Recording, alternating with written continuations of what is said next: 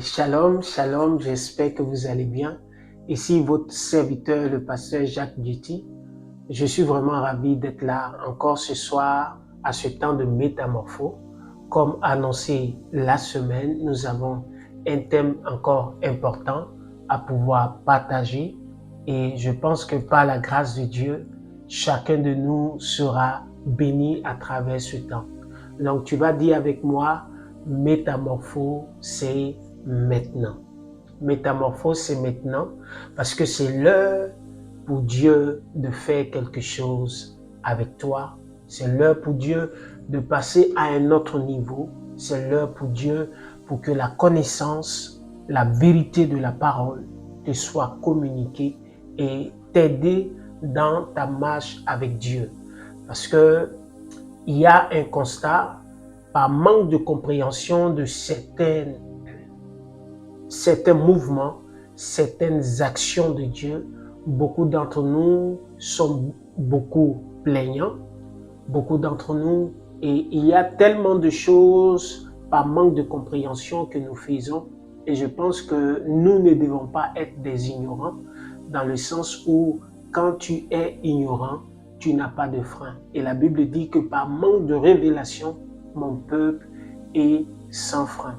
Donc, ce temps d'aujourd'hui est là pour nous aider à comprendre certains détails. On ne pourra pas comprendre tout en même temps, mais Dieu a donné une part de grâce à chaque pasteur, à chaque homme de Dieu, pour que, à travers leur expérience, à travers leur vie, quelqu'un puisse recevoir une chose merveilleuse et parfaite pour que cela puisse être un temps de grâce, un temps de shift pour cette personne-là. Et c'est pourquoi nous sommes là ce soir pour parler d'un thème qui a été annoncé depuis la semaine, qui est le prétexte de Dieu. Le prétexte de Dieu.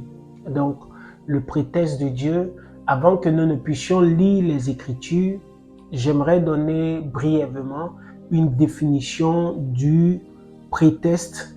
Voilà. Donc, le prétexte, on dira que le prétexte, c'est un motif apparent dont l'on se sert pour cacher la véritable raison. Donc, ça veut dire que derrière chaque chose que Dieu emploie avec nous, il y a une vérité cachée que Dieu veut manifester. Donc, déjà, telle est la définition de ce qu'on appelle le prétexte. Et donc, si chacun de nous déjà a cette ligne-là, je pense que à travers ce message, quelqu'un va comprendre comment Dieu a travaillé avec des hommes, Dieu a agi avec son peuple, et à travers tout cela, notre vie chrétienne, certainement, je crois, pour certaines personnes en tout cas qui sont dans peut-être cette situation, il y aura une bonne compréhension et un beau regard vis-à-vis du plan de Dieu concernant leur destinée. Donc, j'aimerais qu'on puisse prendre les Écritures dans un livre que nous connaissons tous, Romains, qui est un beau livre que j'aime très bien à travers les révélations qui en découlent. Et j'aimerais qu'on puisse prendre Romains 8 à partir du verset 28. Et la Bible dit, du reste, nous savons que toute chose concourt au bien de ceux qui aiment Dieu, de ceux qui sont appelés selon son dessein, de ceux qui sont appelés selon son dessein. Et Dieu a un plan pour chacun de nous. Tout ce qui nous arrive, les choses travaillent pour notre bien. Donc souvent, il arrive d'être en face de certaines réalités et se poser la question, est-ce que vraiment Dieu est avec moi? J'aimerais dire à quelqu'un, Dieu n'est jamais parti. Vous savez, dans le livre de la Genèse, la Bible dit que Dieu, quand sa voix traversait le jardin, c'est l'homme qui a changé de position, c'est l'homme qui allait se cacher. Quant à Dieu, il ne s'est jamais caché. Donc en réalité, c'est nous qui nous éloignons de Dieu, non Dieu de nous. Dieu a été toujours là et Dieu restera toujours là. Et il nous fait la promesse à travers le Saint-Esprit qui sera avec nous jusqu'à la fin du monde. Donc nous avons lu tout à l'heure Romains 8, le verset 28, et nous voyons que beaucoup de choses se passent dans la vie du chrétien à cause du plan établi par Dieu dans sa destinée. Et il y a une première chose que nous devons comprendre lorsque nous sommes enfants de Dieu, c'est que derrière chaque événement de notre vie, il y a un dessein, il y a un plan de Dieu. Il y a un dessein et il y a un plan de Dieu. Et s'il y a un dessein, Dieu a la responsabilité à chaque fois que lorsque nous sortons de ce dessein, de nous ramener. Donc, je disais à quelqu'un une fois que lorsque nous sommes engagés dans le plan de Dieu et que nous en sortons, nous nous heurtons à un autre principe que lui, Dieu, a établi, qui a pour rôle de nous ramener dans son plan. Et là, il y a besoin de comprendre aussi l'état de ce principe qui a pour rôle de nous ramener dans le plan de Dieu. La deuxième chose à savoir, c'est que lorsque nous sommes devenus des enfants de Dieu, nous faisons partie, sinon que nous sommes des participants du plan de Dieu sur la terre pour son avènement. C'est-à-dire que lorsque nous devenons chrétiens, immédiatement, nous sommes prédestinés, à partir du verset 29, nous sommes prédestinés à travers Christ, qui est l'image parfaite de Dieu, à aussi manifester cette dimension de Dieu sur la terre. Donc, nous faisons partie du plan de Dieu, nous sommes participants du plan de Dieu pour son avènement. La troisième des choses, c'est que notre vie est différente de ceux qui ne sont pas enfants de Dieu, de ceux qui n'ont pas encore accepté Jésus. Donc, quand vous êtes en face d'une réalité, ne considérez pas cette réalité comme celui qui est non chrétien, comme celui qui est sans Dieu. Votre cas est différent. Vous êtes dans la spirale du plan de Dieu. Et Dieu vous traitera toujours différemment par rapport à quelqu'un qui ne connaît pas Dieu ou bien quelqu'un qui n'a jamais fait la rencontre de Jésus-Christ. Mais à partir du moment où vous devenez enfant de Dieu, vous êtes dans un plan, vous êtes dans un système, vous êtes dans un royaume et ce royaume-là a des règles, a une manière de fonctionner et j'aimerais que vous puissiez avoir cette compréhension avant que nous ne passions à une autre étape de la compréhension de ce thème qui est le prétexte de Dieu. Donc, avant d'aller plus loin, une autre information qu'il faudrait que nous ayons à l'esprit, c'est que Dieu n'a pas donné l'ordre à un démon, à un esprit, à un ange de pouvoir bâtir la terre. La seule personne à qui Dieu a donné la capacité de bâtir la terre, c'est l'homme. Et l'homme est la seule personne qui peut bâtir la terre, qui peut la façonner comme il le voudrait. Parce que en Genèse, Dieu dit assujettissez et quoi dominer. Donc l'homme a le mandat de la domination, l'homme a le mandat de l'assujettissement de ce qui concerne les choses sur la terre. Bien que Satan soit devenu le maître de ce siècle, il ne peut pas se départir dans son règne sans passer par par l'agissement des hommes. Et Dieu lui-même ne s'est pas départi de cette réalité. Avant qu'il ne vienne sur la terre, il a envoyé son fils Jésus comme un homme pour pouvoir affecter la vie des hommes. Et là, il faudrait qu'on puisse comprendre cela. Et il y a un élément important que nous devons comprendre en ce qui concerne les hommes et leur règne sur la terre. c'est, et je veux qu'on puisse prendre les Écritures dans un livre que j'aime beaucoup parce que l'auteur est un auteur qui m'a beaucoup fait comprendre des choses parce que c'était un homme profond, un homme qui avait accès à une connaissance qui n'était pas ouverte à tous, et ce homme-là, c'est Jude. Et Jude 1, le verset 9, on va voir ce que Jude 1, le verset 9 va nous dire. La Bible dit que toutefois, Michel l'archange, lorsqu'il s'affrontait avec le diable, débattant au sujet du corps de Moïse, n'osa pas porter contre lui d'accusations injurieuses, mais il dit que le Seigneur te réprimande. Comme je le disais, Jude était un homme assez profond. Jude était un homme qui avait accès à un savoir particulier. Et ça fut celui-là qui a révélé pour la première fois le livre d'Enoch. Donc, il était en quête de connaissance, en quête de savoir. Et ici, il va parler de ce qui s'est passé bien après la mort de Moïse, sinon que bien après que Moïse ait été enlevé, comme tout homme, quand il meurt, son corps reste et cela connaît la pourriture. Mais le cas de Moïse n'a pas été le cas à cause de la dimension, à cause de la puissance que Moïse avait eu à emmagasiner dans ce corps lorsqu'il allait en présence de Dieu. Donc, le corps de Moïse était devenu comme un corps immortel. Et si quelqu'un le prenait cela en possession, et c'était l'objectif du diable de pouvoir posséder ce corps-là, certainement, s'il avait, je ne sais ce qu'il en ferait, voilà. Mais le plus important, ce corps était tellement chargé de la présence de Dieu qu'il était devenu comme immortel.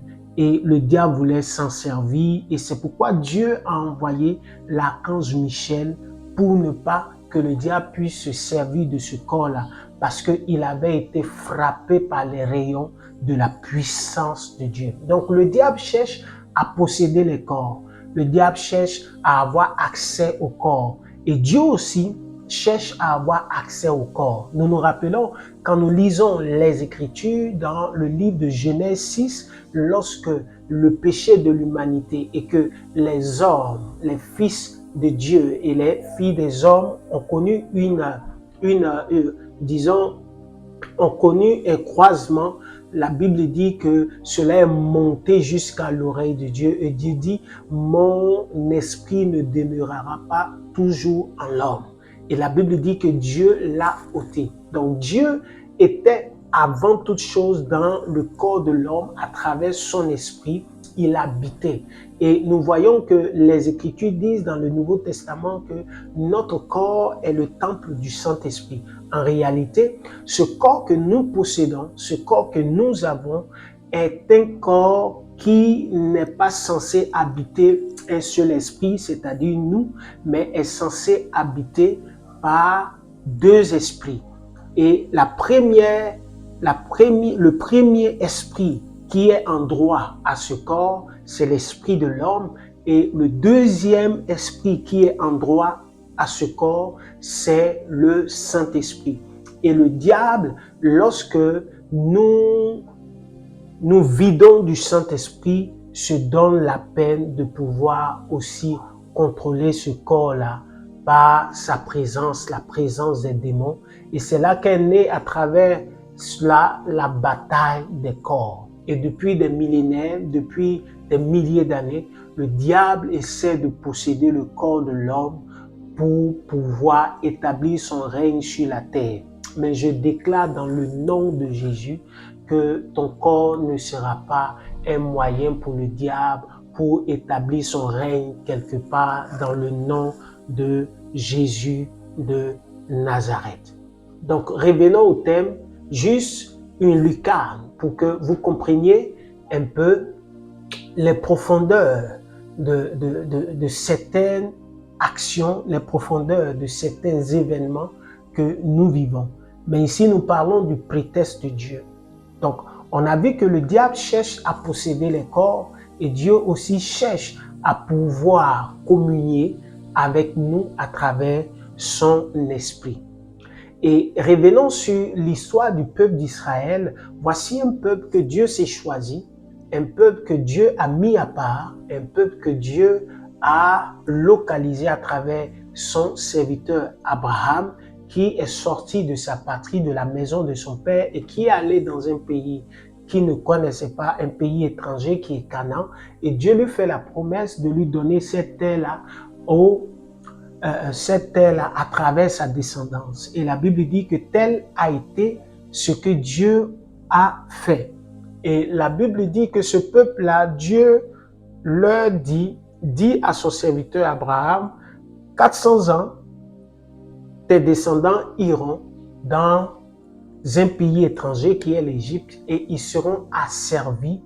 Et lorsque ils seront asservis, 400 ans après, je viendrai et j'enverrai un libérateur et je combattrai et je lancerai un jugement contre les dieux de l'Égypte. Donc ici, on peut constater à travers ça que le peuple d'Israël a été un prétexte pour Dieu pour pouvoir combattre les dieux de l'Égypte. Donc quand Dieu les envoyait, Dieu avait un but. Quand Dieu les envoyait, Dieu avait un but parce que ce but de Dieu était que l'Égypte, nous connaissons un peu l'histoire égyptienne où l'Égypte était maître du monde. L'Égypte s'était accrue en connaissance, en savoir et il y avait tellement de choses que l'Égypte avait une manière de fonctionner qui ne plaisait pas à Dieu. Et Dieu voulait rentrer en jugement avec toutes ces invocations qui étaient illégaux sur la terre. Et la Bible dit que le peuple d'Israël fut ce qu'on appelle un prétexte pour Dieu, pour que Dieu puisse frapper l'Égypte et rétablir l'ordre dans le nom de Jésus de Nazareth. Donc, ici, quand nous avons lu, la question est de savoir, est-ce que Dieu est à la base de tout ce qui nous arrive? Parce que je sais que cette question taraude un peu dans l'esprit de quelqu'un qui m'écoute ce soir et je vais me faire gré de te le répondre. C'est que il y a une chose à comprendre. Dans ce qui concerne le prétexte de Dieu, il y a deux types. Le premier type du précepte et plutôt du prétexte de Dieu, c'est le prétexte correctionnel. Et il y a le deuxième prétexte qui est le prétexte de la bénédiction, la source de bénédiction.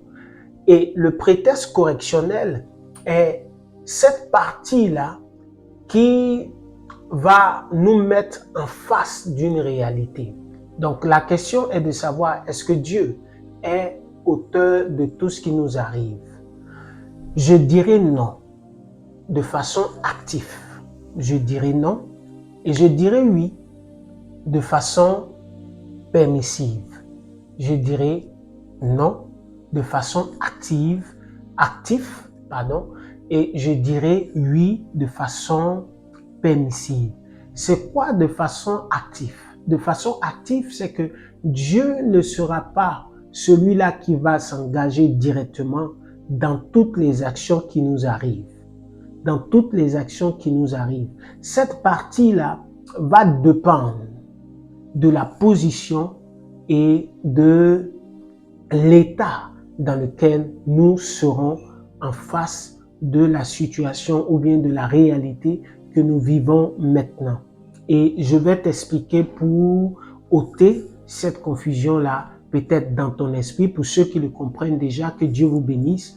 Mais pour ceux qui ont encore du mal à pouvoir saisir cette réalité, je vais vous l'expliquer aussi facilement par la grâce du Seigneur. Donc, comme je le disais, il y a le fait d'agir. C'est comme Dieu peut permettre qu'un homme tombe malade, mais Dieu n'est pas auteur de la maladie. Pour faire assez simple, Dieu peut permettre qu'un homme puisse perdre tous ses biens, mais Dieu n'est pas l'auteur de la perte de tous ses biens. Donc, ça veut dire quoi? De façon spirituelle, il y a ce que nous devons comprendre. Il y a ce que nous devons comprendre qui est que lorsque un espace est vide, il faut que cet espace-là soit comblé. Et Jésus nous a donné un exemple en Luc 11, à partir du verset 25. Et je veux qu'on puisse le lire ensemble. Voilà, je veux qu'on puisse le lire ensemble. La Bible dit ceci, et quand il arrive, il la trouve balayée et ornée. Alors il s'en va et il prend cet autre esprit plus puissant, plus méchant que lui. Il rentre dans la maison, s'établissent et la dernière condition de cet homme est pire que la première. Donc ici, Jésus essaie de nous montrer que le spirituel a horreur du vide. Le spirituel a horreur du vide. À partir du moment où le spirituel, c'est-à-dire Dieu, décide de s'éloigner, à partir du moment où Dieu décide de retirer sa main, qui est l'action permissive, c'est-à-dire que si quand Dieu décide de pouvoir retirer sa main, le vide qui est là se doit d'être comblé. Et Satan, comme toujours qui est ennemi de nos frères, va s'efforcer de combler ce vide-là. C'est pourquoi la Bible dit que lorsqu'un homme est sauvé et qu'il est renouvelé par l'Esprit, il y a le Saint-Esprit qui vient habiter dans son esprit pour ne pas qu'il y ait un vide quelque part. Pour ne pas qu'il y ait un vide quelque part. Donc la nature elle-même a horreur du vide. Donc quand Dieu retire sa main de façon permissive, à cause de l'état, à cause de la condition, à cause de la position que nous avons, le diable aussi se donne tous les efforts pour pouvoir habiter ce vide-là. Donc, ici, j'ai une histoire certainement que nous connaissons pour pouvoir mieux expliquer ce que c'est que le prétexte de Dieu, et c'est le livre d'Esther. C'est le livre d'Esther.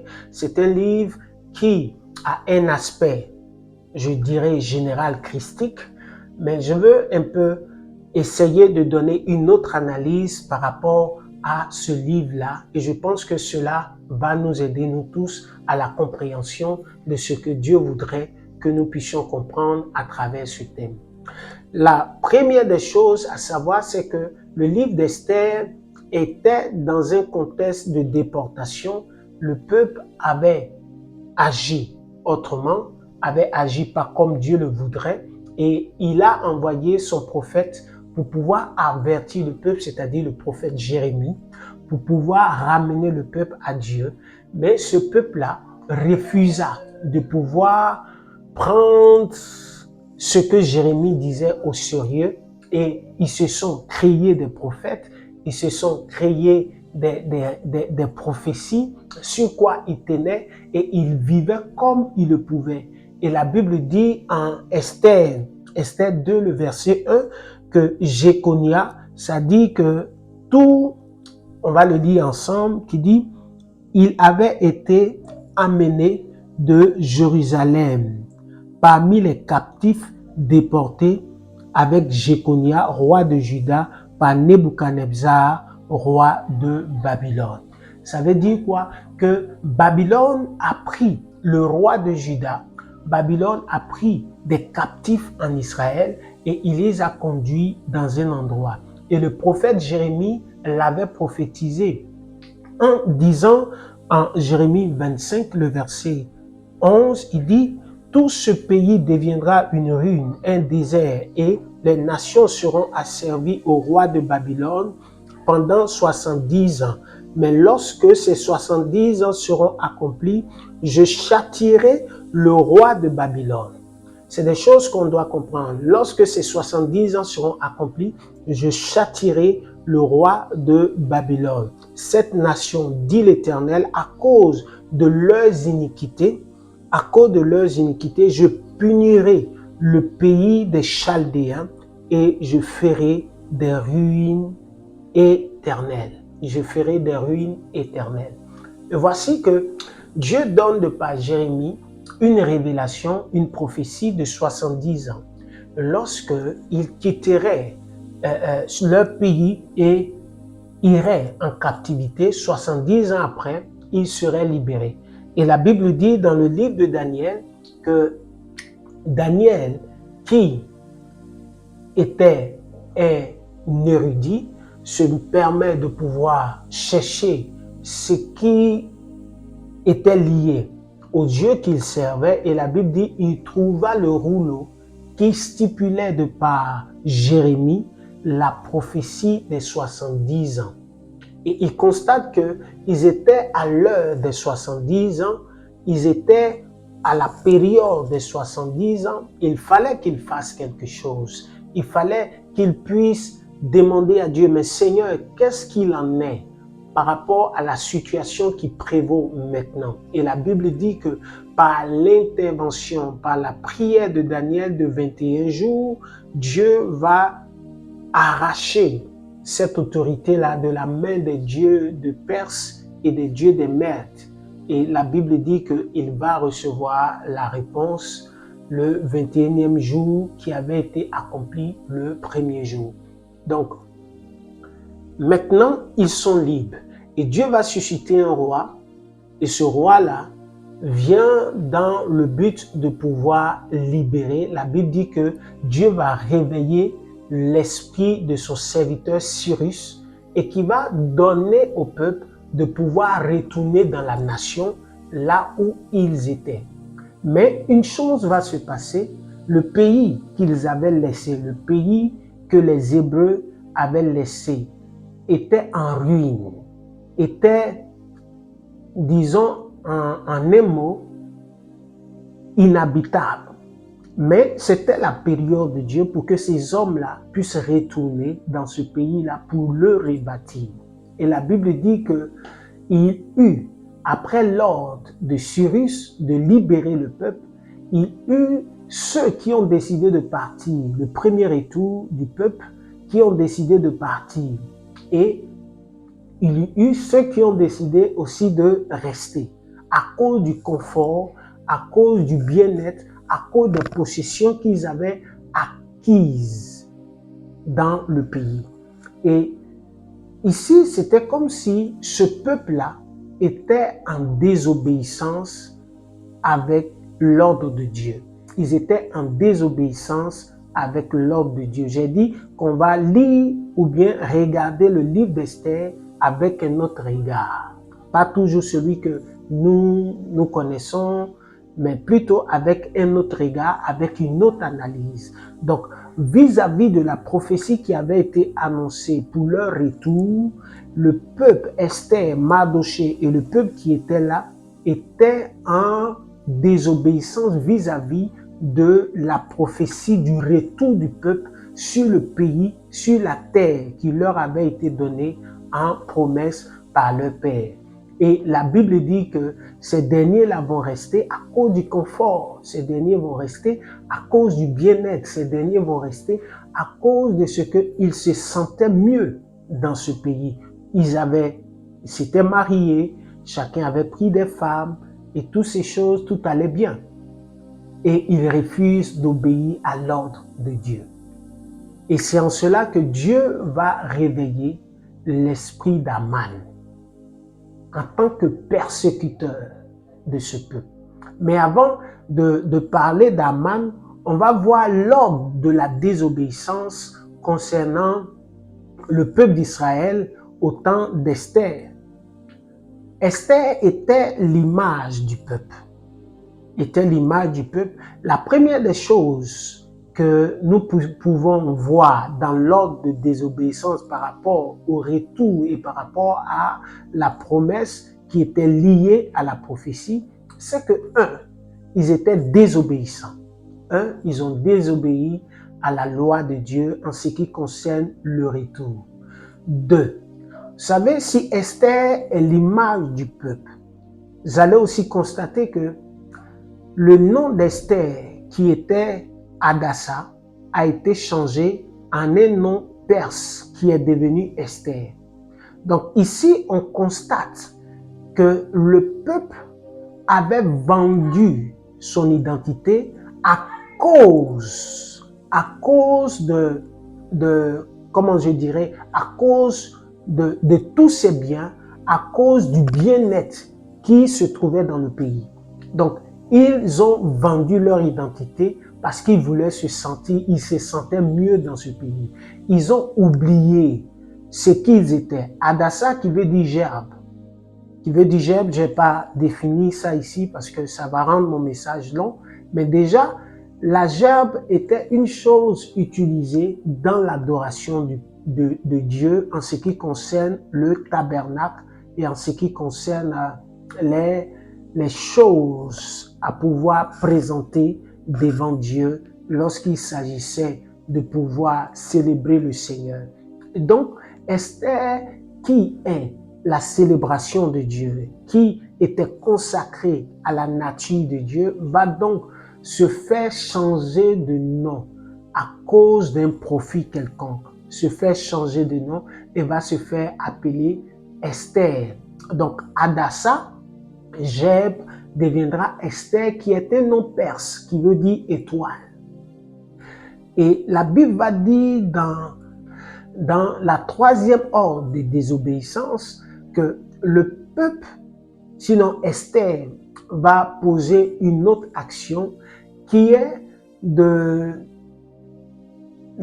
contre les principes établis en ce qui concerne le mariage. Vous allez constater que si nous voulons regarder au regard des prescriptions qui avaient été données en Lévitique, des prescriptions qui avaient été données en ce qui concerne les ordonnances de Dieu, Esther et Mardochée n'étaient pas dans la posture idéale. C'est comme de la prostitution. Dans quel sens?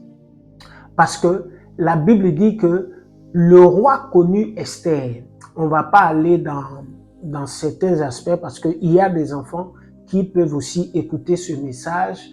Ça veut dire qu'il y a eu un contact un peu plus profond et la Bible dit que le roi a plus aimé Esther que les autres. A plus aimé Esther que les autres parce que si on doit faire ta toilette, si on doit faire certaines choses, on est grand, on sait ce qui va se passer. Donc ici déjà, selon l'ordre du mariage, selon l'ordre du vivre ensemble en tant que mariés, il y avait déjà un problème. Donc, si Esther est à l'image du peuple, telle était l'image du peuple vis-à-vis de Dieu. Vis-à-vis de Dieu.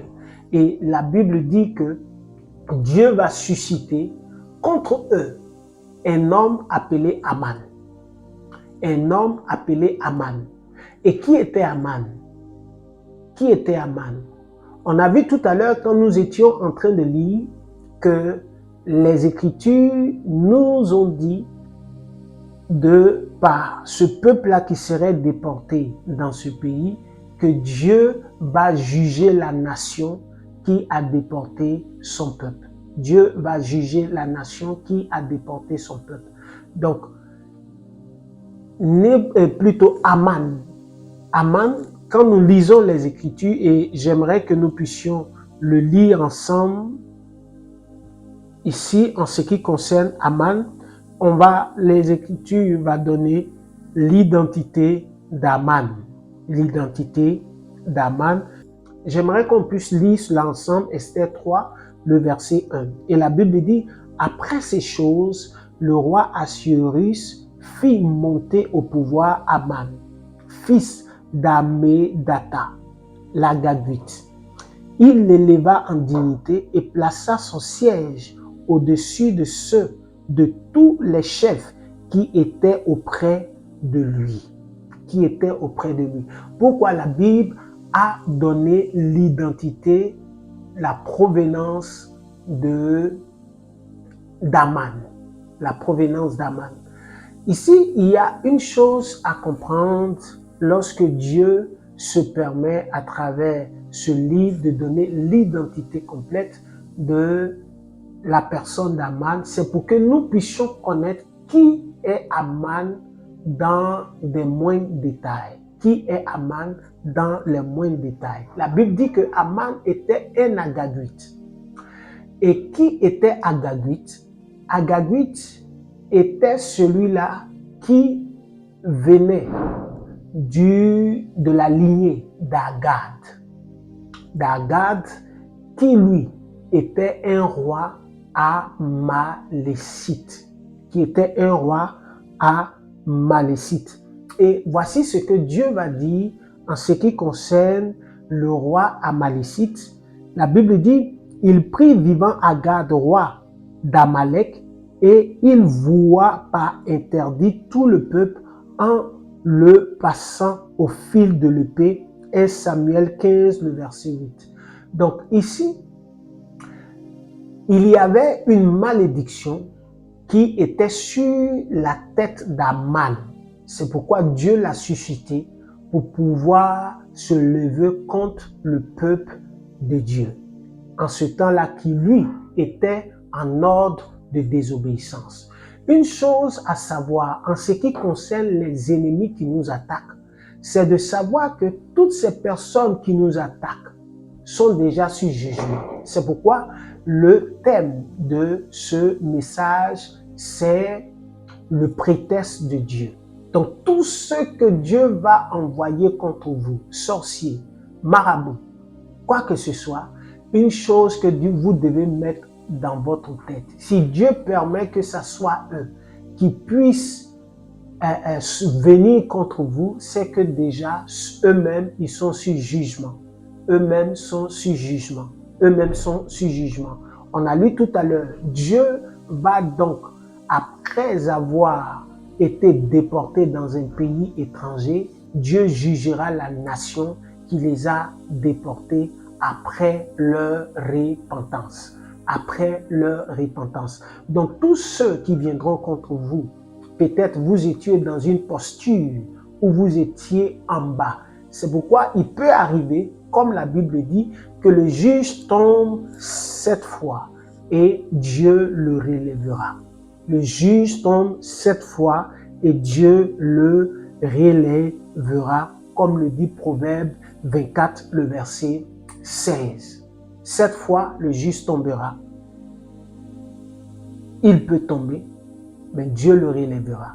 Donc, quand vous êtes dans votre posture tombée, sinon dans votre posture où vous êtes hors certainement de certaines réalités que Dieu voudrait que vous puissiez avoir, l'ennemi qui viendra vous attaquer est déjà lui-même sur jugement.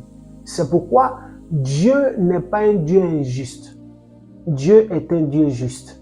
Dans le sens où personne ne viendra dire à Dieu, Seigneur, tu m'as atteint de façon injuste. C'est pourquoi j'aime dire que nous sommes le prétexte de Dieu pour pouvoir établir son règne sur la terre. Donc tous nos ennemis qui nous attaquent, tous ceux qui s'élèvent contre nous, je veux te déclarer déjà, comme la Bible dit, nous sommes plus que vainqueurs. Quand ils s'élèvent contre nous, c'est que nous avons déjà une possibilité de les vaincre lorsque nous nous repentons, lorsque nous revenons à la charge. Et c'est ce qui s'est passé au temps d'Esther. Ceux qui avaient renié leur identité, ceux qui avaient renié ce qu'ils étaient, ceux qui avaient préféré le confort. La Bible dit que le roi qui les avait élevés en dignité ne savait pas le type de peuple qu'ils étaient. Ils avaient l'identité des Perses parce que le roi, quand il entendait Esther, il pouvait constater que Esther était de son peuple. C'est pourquoi la passation n'a pas été difficile en ce qui concerne le remplacement de Vasti, qui, elle, n'a pas été obéissante au roi. Et la Bible dit aussi facilement, Esther rentre au milieu de ce peuple, devient la reine de ce pays. Et quand elle devient la reine, elle est sous une fausse identité, usurpation d'identité. Et Dieu n'était pas content par rapport à cette action jusqu'à ce que, après leur repentance, après tout ce que Aman a fait, je vais vous épargner les détails. Voilà, nous savons déjà ce qui s'est passé. Il a eu plein de choses à faire pour pouvoir détruire le peuple à travers la désobéissance de Mardochée vis-à-vis de lui qui refusa de se prosterner comme tout le monde. Donc voici un homme qui se proclame être de Dieu, qui est désobéissant, mais qui refuse, qui a toujours gardé certaines capacités, a toujours gardé certaines choses de Dieu. Et la Bible dit que Dieu va réveiller certains souvenirs pour sauver Mardochée de la mort, pour sauver le peuple de la mort. Mais Esther va faire une chose, elle va dire, allez-y, gênez pour moi. Cette loi qui avait été établie, où il était dit que personne ne rentre en présence du roi si le roi ne l'a invité, moi j'irai. S'il faut que je meure, je mourrai. Et la Bible dit qu'elle prend son courage à deux mains. Elle prend son énergie à deux mains. Elle va en présence du roi. Le roi accepte sa présence. Elle donne un festin jusqu'à ce que le temps arrive où Esther, désormais, ne passera plus dans l'ordre de ce qui est caché. Elle va venir à la lumière. Elle va quitter l'ombre de son identité et elle va venir à la lumière de son identité. Et la Bible va nous dire que Esther va déclarer, en vérité, je suis juif, je suis du peuple de Dieu, je suis hébreu, je suis de ceux-là que Dieu a choisis. Il n'y a plus peur. Vous allez voir que c'est ce que Daniel, c'est ce que Azaria, c'est ce que, disons, les compagnons de Daniel avaient fait. Ils ont été capables de décliner leur identité, chose que Esther et Mardochée ont cachée au roi.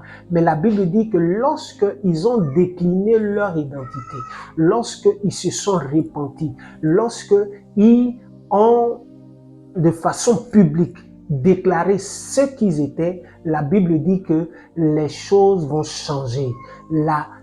C'est-à-dire, l'événement va changer de main, le pouvoir va changer de main, l'autorité va changer de main. Et j'aimerais dire à quelqu'un, peut-être tu es dans une position actuellement qui te donne l'impression que Dieu t'a abandonné. Répands-toi et Dieu changera de position avec toi. Dieu changera les conditions avec toi. Le pouvoir changera de main. Peut-être des sorciers sont pour toi un fardeau dans ta famille, mais répands-toi et Dieu changera de main. Le pouvoir changera de main. Certainement, tu as du mal à travailler. Ton travail, rien ne va. Répands-toi et le pouvoir changera de main. Reviens à ton Dieu et le pouvoir changera de main. Est la posture que Dieu aime. Est la posture que Dieu aime et le pouvoir changera de main. Comme Esther, elle a dit j'entrerai. Elle a dit je ferai tout mon effort. Elle a dit il faut que j'y aille. Elle a dit il faut que je donne toute mon énergie. Il faut que là, ma vie soit mise en jeu. Ça passe ou ça casse. Ça passe ou ça casse. Je ne sais pas quelle est ta condition, mais j'aimerais que tu dises là où tu te trouves, ça passe ou ça casse, parce que tu es le prétexte de Dieu. Ta repentance sera le prétexte de Dieu de renverser tes ennemis. Et la Bible dit que Aman a été renversé. Aman a été renversé. Aman a été renversé. Aman a été pendu à cause de ce que Esther a décliné son identité. Esther s'est mise à la posture. Vous allez voir quand nous lisons les Écritures, Dieu va dire à Adam, qui t'a dit que tu es né? Qui t'a mis dans cette position? Qui t'a donné cette mentalité? Qui t'a permis de ne plus croire en la nature que Dieu a dit que tu étais? Qui te l'a dit? Qui te l'a dit? J'aimerais que tu puisses maintenant, là où tu es, par ta foi, te relever, par ta foi, devenir un prétexte de Dieu dans sa manifestation, devenir un prétexte de Dieu dans sa puissance au milieu de ta famille, devenir un prétexte de Dieu. Vous savez, il y a le prétexte de la bénédiction. Dieu va dire à Abraham, tu seras une bénédiction pour toutes les familles de la terre. Je ne sais quelle est la condition que tu as maintenant, mais je veux déclarer, si Dieu t'a pris au milieu de ta famille, si Dieu t'a pris au milieu de tes frères, et a fait de toi l'enfant de Dieu et a fait de toi celui-là qui prône sa gloire, c'est que Dieu a quelque chose à manifester dans ta famille. Il veut faire de toi le sujet de bénédiction. La Bible dit qu'il y a plusieurs vases dans une maison. Il y a des vases de terre, il y a des vases en bois, il y a des vases vils, mais il y a ceux-là qu'on appelle des vases d'honneur, qui sont utilisés pour des moments spécifiques, qui sont utilisés pour des choses grandioses. Et je déclare dans le nom de Jésus, parce que tu es le prétexte de Dieu pour agir, que tu deviennes ce vase d'honneur, tu deviennes ce vase de gloire, tu deviennes ce vase de force, de puissance, de la manifestation de Dieu. Donc, frère, tu es le prétexte de Dieu. Tu es le prétexte de la bénédiction. Tu es le prétexte de la délivrance. Tu es le prétexte de la vie.